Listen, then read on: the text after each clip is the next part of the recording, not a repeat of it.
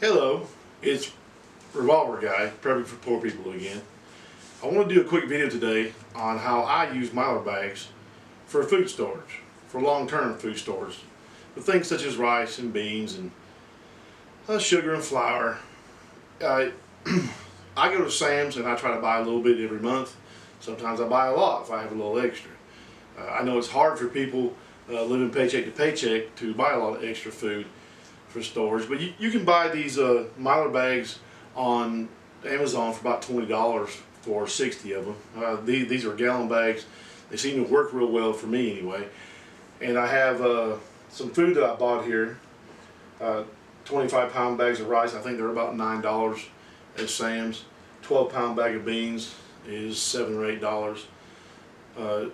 So you can buy, even if you just buy a bag every week or two, you can save up food for your family.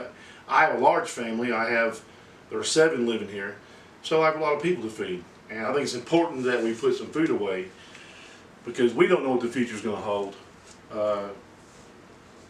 End times are coming, I feel, after things that I've read in the Bible, and just seeing how bad it's been and how our society is collapsing on itself. Not to mention all the external threats out there from other countries. You know, people will say, well, how do you know the world's getting bad? Well, just look at what these extreme left-wing liberals are doing. Not only are they for abortion, they're for killing the baby after it's been born. How much more evil can you be when you think it's okay to kill the most innocent among us? So anyway, today I'm going to show you how I use a Mylar bag to seal and store food for long term. You've probably seen this 100 times. Maybe you haven't. Maybe there's something I do that's a little different. This is the way I do it. It seems to work well. And I just want to share this information with everybody.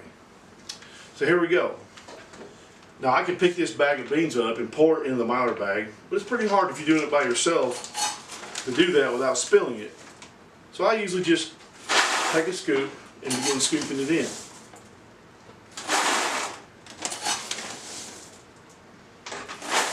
Once I get the beans or rice or whatever product I'm putting in the bag, once I get it up to about 2 inches or so, maybe a little less, 1.5 inches, below the top of the bag, I'll stop and I'll put an oxygen absorber in,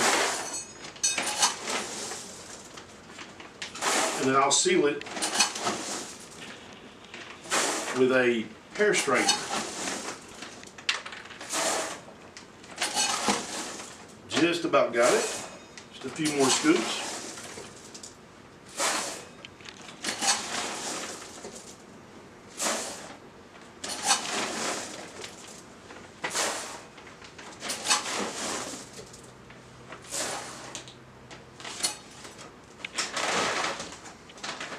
Okay, that looks fine there.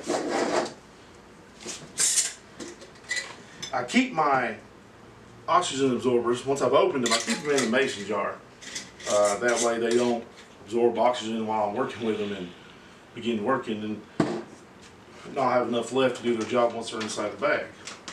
Now I'll take the bag, I'll come over here to the straightener.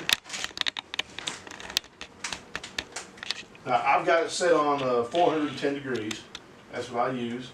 And I'll just bring it along the top and I'll press it closed.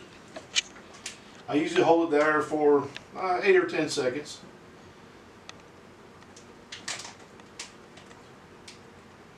Usually that's enough to get a good seal on it. And then once I've done one side, I just turn it around. I do the other. Now one thing I didn't mention was I try to squeeze some of the air out of the top before I make the final seal. And then about 8 or 10 more seconds and your food should be